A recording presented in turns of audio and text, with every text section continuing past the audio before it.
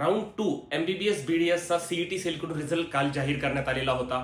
Exactly कशा पद्धतीने या राऊंडची परिस्थिती आहे, कट ऑफ काय गेलेला आहे, ऍडमिशन घेताना काय काळजी घेणं गरजेचं आहे, राऊंड 1 ला सीट मिळाली होती, आता त्याचा कशा पद्धतीने प्रोसेस करणं गरजेचं आहे, सर नव्यानं सीट मिळाली आम्ही आता काय केलं पाहिजे, एक्झॅक्टली कट ऑफ काय गेलेला आहे, प्रत्येक कॅटेगरीनुसार कोणतं कॉलेज किती रँकला किती स्कोरला क्लोज झालेला आहे, अशा सर्व प्रश्नांची उत्तरे सांगण्यासाठी नमस्कार, मी ऋषिकेश कुलकर्णी आपल्या सर्वांचं वायब्रंट ऍडमिशन गायडन्स या आपल्या युट्यूब चॅनलमध्ये स्वागत करतो। जे नव्यानं व्हिडिओ पाहत आहेत अशा सर्व विद्यार्थ्यांनी आपल्या युट्यूब चॅनलला सबस्क्राईब करायचंय, जेणेकरून सुरुवातीपासून अगदी शेवटच्या राऊंड पर्यंत आम्ही सर्व अपडेट्स तुमच्यासोबत घेऊन येणार आहेत।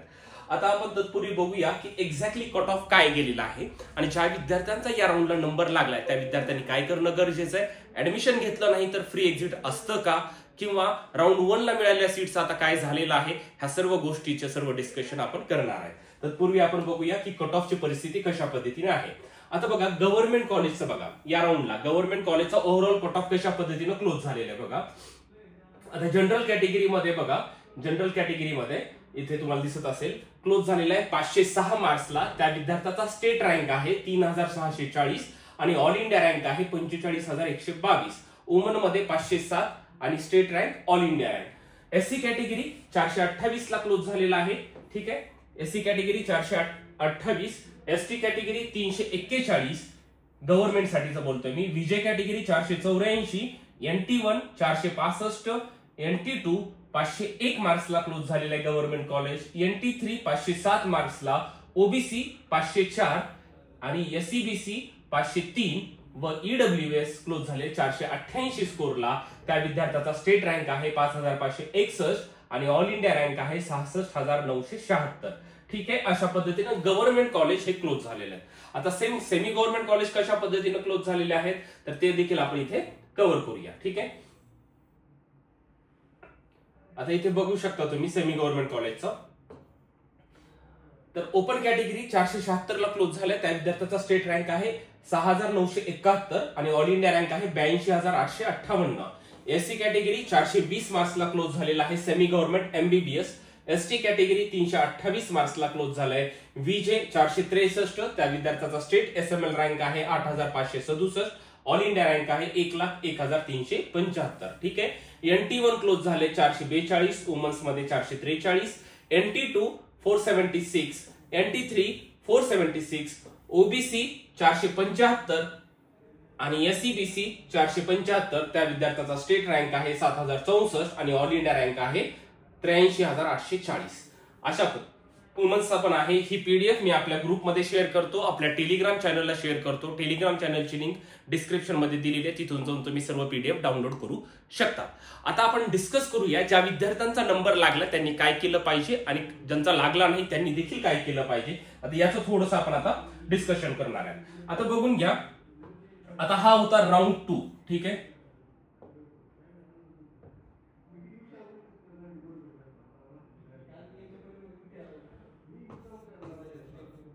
राऊंड 2, ठीक आहे। आता ज्या विद्यार्थ्याला राऊंड 2 मध्ये सीट मिळाली आहे, ठीक आहे, राऊंड 2 मध्ये सीट मिळाली आहे, तर असे दोन प्रकारचे विद्यार्थी असू शकतात। असे दोन प्रकारचे, एक कोणते विद्यार्थी आहेत, एक त्यांना राऊंड 1 ला पण सीट मिळालेली होती, राऊंड 1 ला, ठीक आहे, आणि एक असे विद्यार्थी की त्यांना डायरेक्टली फ्रेशली आता राऊंड 2 ला सीट मिळालेली आहे, फ्रेशली आताच मिळालेली आहे। आता आपण डिस्कशन करूया, आधी राऊंड 1 ला सीट मिळाली होती, आता नव्यानं राऊंड 2 ला पण सीट मिळालेली आहे, अशा विद्यार्थ्यांचं काय आहे। सपोज आता एखाद्या विद्यार्थ्याला, आता कन्सिडर करूया की एखाद्या विद्यार्थ्याला सेमी गव्हर्नमेंट मध्ये सपोज मायमर तळेगावचं कॉलेज मिळालेलं होतं राऊंड 1 ला, ठीक आहे, हे राऊंड 1 ला होतं। आता चॉईस फिलिंग केली, गव्हर्नमेंटचे ऑप्शन टाकले, सेमीचे टाकले, परंतु आता मला सर मिळालेलं आहे तेरणा मेडिकल कॉलेज नवी मुंबईचं, ठीक आहे, तेरणा कॉलेज मिळालेलं आहे। तर आता या विद्यार्थ्यांनी काय केलं पाहिजे, तर या विद्यार्थ्याचं हे college automatic by default cancel झालेलं असतं, तुमचं ही सीट तुमची इथली गेलेली असणार आहे, तुम्हाला ही अलॉटमेंट झालेली आहे। तर आता वेळ काय दिलेला आहे, 29 तारखेपर्यंतचा वेळ दिलेला आहे, 29 तारखेच्या आत तुम्हाला तेरणा कॉलेजला जाऊन ऍडमिशन घ्यावं लागतं। मग आता काय करायचं, सुरुवातीला ज्या विद्यार्थ्यांना हे राऊंड 1 मध्ये सीट मिळालेली होती, कोणतं पण कॉलेज असेल, मी उदाहरणासह सांगतोय, त्यांनी आधी या कॉलेजला व्हिजिट करायचे. जे तुम्हाला राऊंड 1चं सीट मिळालेलं होतं त्या विद्यार्थ्यांनी, जसं की या विद्यार्थ्याला सांगतोय, त्यांना मायमर तळेगावचं मिळालेलं होतं, त्यांनी या कॉलेजला जायचं. इथे कॅन्सलेशनचा फॉर्म असतो, तो फॉर्म भरायचा. तुम्ही इथं भरलेला डीडी म्हणजे डिमांड ड्राफ्टनं जी फी भरलेलं होतं तो डीडी, त्यानंतर सर्व ओरिजिनल तुमचे डॉक्युमेंट्स हे ऍज इट इज तुम्हाला वापस मिळतात आणि हे तुमचं कॅन्सलेशन इथलं होऊन जातं. आणि तेरणा कॉलेजच्या नावानं डीडी काढायचा, त्या कॉलेजच्या फीचा डीडी काढायचा, जे काही असेल इन फेवर ऑफ, आम्ही प्रत्येक कॉलेजचं फी स्ट्रक्चर पाठवलेलं आहे, ते डीडी काढायचा. सर्व ओरिजिनल हे डॉक्युमेंट्स, सर्व झेरॉक्स सेट सर्व घेऊन इथे, जसं तुम्ही इथे ऍडमिशन केलं होतं तसं या कॉलेजला जाऊन ऍडमिशन करायचं. ठीक आहे. ज्यांना आधी कॉलेज मिळालं होतं त्यांना लवकरात लवकर, त्यांच्याकडे खूप कमी वेळ आहे अशा विद्यार्थ्याकडे, ज्यांना राऊंड 1 ला सीट मिळालेली होती अशा विद्यार्थ्याकडे खूप कमी वेळ आहे. त्यांनी आधी पूर्वीच्या कॉलेजला जायचं, तिथली सीट कॅन्सल करायची आणि जे नव्यानं कॉलेज मिळालंय तिथे जाऊन ऍडमिशन घ्यायचं आहे. मग इथे ऍडमिशन घेतल्यानंतर सर आम्हाला राऊंड 3 ला जाता येतं का? तर यस, 100% तुम्हाला राऊंड 3 ला पण जाता येतं. इथे ऍडमिशन घ्यायचं आणि तिथे देखील रिटेन्शन फॉर्म भरायचा नाही. त्यांना सांगायचं आम्हाला बेटरमेंट, आम्हाला राऊंड 3 ट्राय करायचा आहे, राऊंड 3 ला जायचं आहे. त्यामुळे अशा सर्व विद्यार्थ्यांनी इथे ऍडमिशन घेऊन राऊंड 3 सुद्धा ट्राय करू शकता. पुढे देखील अजून काही कॉलेजेसच्या जागा किंवा काही कॉलेज नवीन येण्याची शक्यता आहे, त्यामुळे अपग्रेडेशन नक्की होईल. त्यामुळे ज्यांनी ऍडमिशन घेणार आहेत त्यांनी बेटरमेंटला नक्की अप्लाय करा. आणि ज्यांना वाटत असेल की मी फुल्ली सॅटिस्फाईड आहे, मला हेच कॉलेज पाहिजे होतं, आता मला राऊंड 3 ची गरज नाहीये, अशाच विद्यार्थ्यांनी ऍडमिशन घेऊन रिटेन्शन फॉर्म भरायचा आहे. बाकी सर्व विद्यार्थ्यांनी ऍडमिशन घ्या, रिटेन्शन फॉर्म भरण्याची कोणीही घाई करू नका. आता हे झालं ज्यांना राऊंड 1 ला सीट मिळालेली होती आणि आता राऊंड 2 ला नवीन कॉलेज मिळालेलं आहे. आता दुसऱ्या अजून एक कुठले विद्यार्थी असतील की राऊंड 1 ला सीट मिळालेली नव्हती, सर आम्हाला आता डायरेक्ट नवीन कॉलेज मिळालेलं आहे, राऊंड 1 ला आम्हाला अलॉटमेंट नव्हतीच झालेली, राऊंड 2 ला फ्रेशली कॉलेज मिळाले. तर अशा विद्यार्थ्यांनी काय करायचंय, डायरेक्टली त्या कॉलेजचा फीसचा डीडी काढायचा आहे. सर्व ओरिजिनल डॉक्युमेंट झेरॉक्स सेट कमीत कमी 3 तुमच्याकडे सेट ठेवा. पेनड्राईव्ह मध्ये सर्व डॉक्युमेंटची सॉफ्ट कॉपी घ्यायची आहे. तुमचे 9 ते 10 पासपोर्ट साईजचे कुठलेही फोटो चालतात, ते फोटो हे सर्व घेऊन तुम्हाला दिलेल्या वेळेमध्ये कॉलेजला जायचं, ऍडमिशन घ्यायचं आणि तिथे देखील रिटेन्शन फॉर्म न भरता पुढच्या राऊंडला बेटरमेंटला अप्लाय करायचं. म्हणजे ज्या विद्यार्थ्याला फ्रेशली कॉलेज मिळालं त्यांना आधीच्या कॉलेजचा काही संबंध नसणार आहे. दुसरे कोणते विद्यार्थी होते ज्यांना राऊंड 1 ला सीट मिळाली होती, त्यांना आधी त्या कॉलेजला जाऊन कॅन्सलेशन करून हे करावं लागतं. काही विद्यार्थी असतील की राऊंड 1 ला सीट मिळाली होती परंतु ऍडमिशन आम्ही घेतलं नव्हतं, फ्री एक्झिट केलं होतं, मग त्यांना काही आता या राऊंडला जर मिळालेलं असेल कॉलेज तर त्यांनी डायरेक्ट जे मिळालं कॉलेज तिथेच जायचं आहे. ठीक आहे. ह्या 2 पॉसिबिलिटी यांच्या होऊ शकतात. आता काही विद्यार्थ्यांचा असा प्रश्न आहे, सर आता हे मिळाले कॉलेज, मला हे पण कॉलेज नकोय, आता मी काय केलं पाहिजे? आता असं कोणत्याही विद्यार्थ्यांनी करू नका की मिळालेल्या कॉलेज ऍडमिशन घेऊनच पुढे जावा. समजा तुम्हाला घ्यायचंच नसेल, तुम्हाला इथे पण नको असेल, राऊंड 3 ट्राय करायचा आहे, नाही लागलं तर पुढे आमचं रिपीट आहे किंवा जे काय असेल तुमचं, जर ऍडमिशन आता घेतलं नाही तुम्ही मिळालेल्या कॉलेजला तर राऊंड 2 ला फ्री एक्झिट आहे का मित्रांनो? तर राऊंड 2 ला फ्री एक्झिट बिलकुल नाही.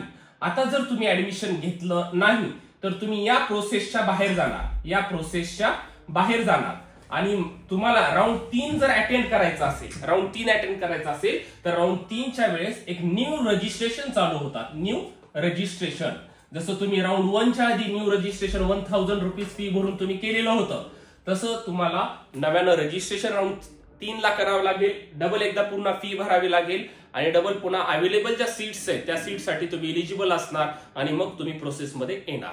परंतु पुढच्या राऊंडला जर सीट मिळाली नाही, हे तर सीट तुमची गेलेली असणारच.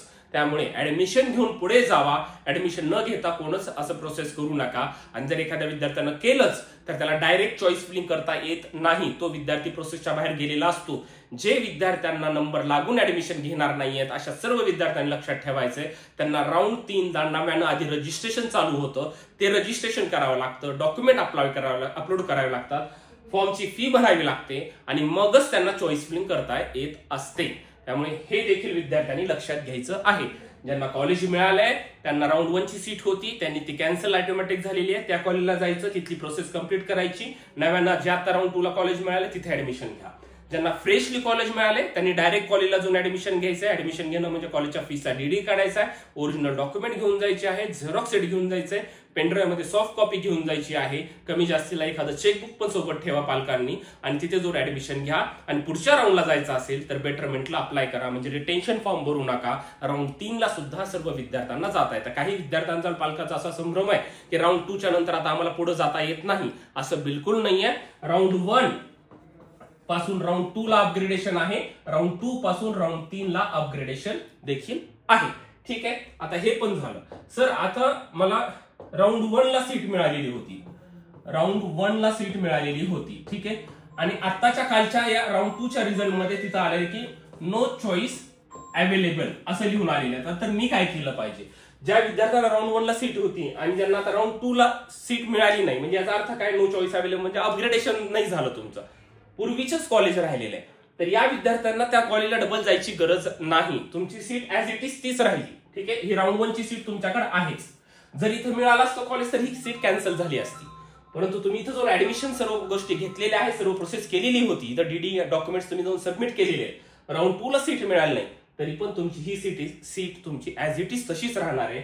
आणि त्यांचं हे रिटेन्शन राऊंड 3 ला म्हणजे असे सर्व विद्यार्थी डायरेक्टली राऊंड 3 ला इलिजिबल असतात. ठीक आहे, राऊंड 3 च्या वेळेस डायरेक्ट चॉईस फिलिंग करायची. ज्यांना आता नो चॉईस अवेलेबल आले अशा विद्यार्थ्यांचा राऊंड 1 चं सीट ऍज इट इज राहिलेले असं समजून घ्यायचंय आणि राऊंड 3 ला त्यांनी ऑटोमॅटिकली इलिजिबल आहेत.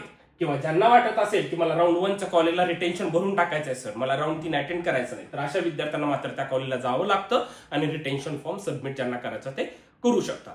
सर मला राऊंड 1 ला सीट मिळालेली नव्हती, तिथं पण नो चॉईस अवेलेबल आलेलं होतं.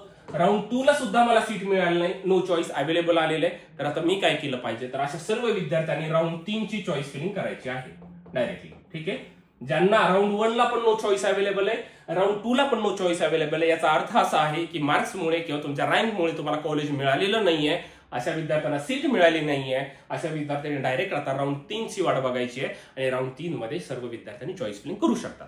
त्यामुळे एवढंच प्रोसेस आहे. ज्यांचा नंबर लागला अशा सर्व विद्यार्थ्यांचं वायब्रंट तर्फे पुन्हा एकदा हार्दिक अभिनंदन. लवकरात लवकर जाऊन ऍडमिशन घ्या. कुठल्याही विद्यार्थ्यांनी सीट न घेता पुढे जाण्याचा प्रयत्न करू नका, ऍडमिशन घ्या. ऍडमिशन घेऊन बेटरमेंटला अप्लाय करा. पुढच्या राऊंडला अजून आपण बघणार आहेत. कट ऑफ देखील मी सांगितलेलं आहे, कॉलेज वाईज देखील लवकर आम्ही तुम्हाला सांगणार आहेत.